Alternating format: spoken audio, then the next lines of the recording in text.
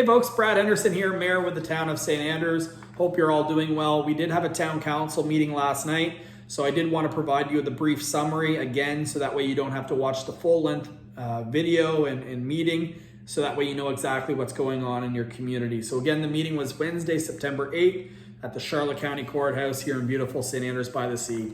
We did only have one presentation. It was well received by council. It was made by Kayleen Mower.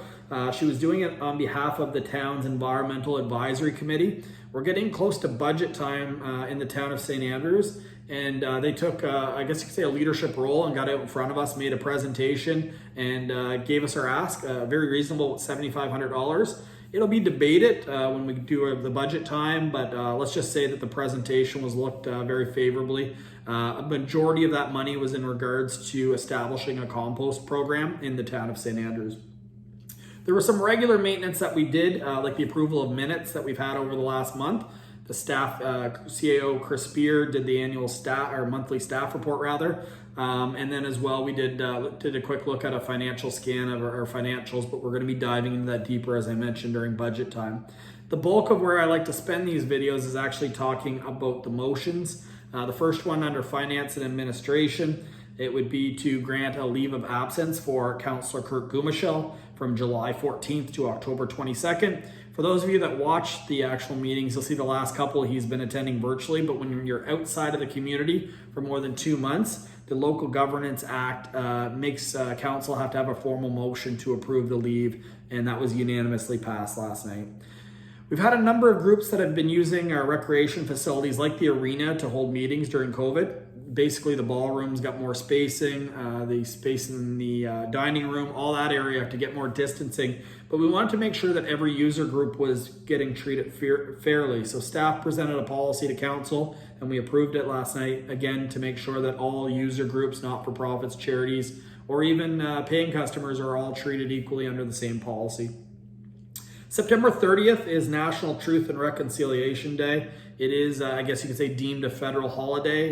It is not provincially, but we had to make a decision as a municipality, and we did adopt the day, which means that it will be a day off for staff of the town of St. Andrews. I don't use the word holiday. That's not the intent of it. It's supposed to be a day for learning and reflection, and I can say that there's more details to come.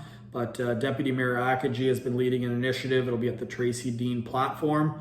It'll be a community, I guess you could say, a ceremony to reflect and remember, obviously, the children in the unmarked graves, the thousands that are continuing to increase in our country. And after a brief little ceremony, we are going to be doing a walk around the point in remembrance. So more details to come on that, and the Town of St. Andrews Facebook page will be sharing all those details. We did do some credit facilities. So with the Scotiabank, we had to prove some annual banking. That's the amount of debt, credit card limit. So you could call it kind of annual housekeeping that we do with the bank. That was all passed. When you get into public works, we had a little bit of a surplus. Some of the things that we planned to budget for this year came out favorably. So with the savings to pave the back of the fire hall, it's been needed to be done for a while. It's about $40,000. So with the savings that we had, we did approve the $40,000. The next one was in regards to the stopping up and permanent closure of the end of Victoria Terrace. It goes in the woods, but we had to formally approve a motion to do that. I can't comment on the outcome. I declared a conflict of interest, so you will have to watch the full video on that one or ask another councillor to comment more on that one. When you get into, we did have a discussion on the final design in discussion on the Market Square Wharf. Not a lot, but it just means that we have to circle back and have a little bit more discussion on that. Some of the costs have risen since we originally forecasted. And as well, Councillor Gumashel wanted us to check in to make sure all the forecasts on sea level rise are still accurate before we get underway the project. It is slightly delayed due to the federal election, unfortunately. Funds are not being released, but we hope to get that underway in 2022. There also was another bylaw It is in regards to encroachment. So a lot of businesses, for example, in the town of St. Andrews, don't own land and their patios are on the town of St. Andrews land. We have had a policy for quite some time, but we just want to make sure that everybody's being treated equally. It went to first reading. It will have some slight revisions. There will be a hearing of objections on that, so we'll let you know more that's available. And if anyone has any concerns over that particular bylaw or would like to dive into it, you can visit the town of St. Andrews website, and as well Facebook. I'm sure it'll be shared as well, but the website for sure to read more about that. But for most businesses, as long as your sandwich board's directly in front of your business, it's going to have minimal to no impact. The next one is the annual nuisance deer hunt.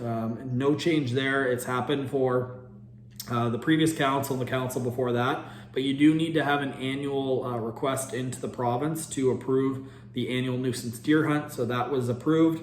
The St. Andrews Outdoor Recreation and Trails Incorporated had a request for $5,000. The town did approve that. That is for the maintenance of the trails that we all love in the community. Under planning and economic development, we actually formally formed our planning advisory committee. So our new members of a newly formed planning advisory committee, it was done regionally before. It'll be done of a group of St. Andrews residents. So Councillor Lee Heenan, who leads this particular portfolio for the town, will be on that committee. Chris Fleming, Dwight Ingalls, Jeff Cross, Jill Stewart, Kevin Simmons, and Jenny Cook. There was a lot of people that applied. For those of you that weren't necessarily selected from this committee, it doesn't mean that you weren't deserving. It's just we had to limit it, and we kind of came up with a democratic process in which we decided who it is. If you weren't selected for the committee, it's not meant to be a slight at all. The last one, and one that we've, over the last council, spent a lot of time on was bylaw 2101, which is respecting short-term rentals in the town of St. Andrews.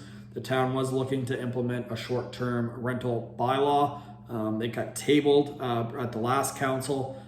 It came before this council because staff needed direction. The town council of the town of St. Andrews voted against this particular bylaw. It does not mean that a short-term rental bylaw will not happen in the future. It just means that this particular short-term rental bylaw was not what this council felt was needed. And the other thing is they also feel like at this point there's been such a delay, there's been so many changes. If we want to implement such a bylaw, let's start the process fresh. Let's have a hearing of objections. Let's have some dialogue and let's get it right. So that bylaw was defeated at third reading. And that was the bulk of what happened. Thank you very much for tuning into this video. I appreciate all the support and have yourself a wonderful evening.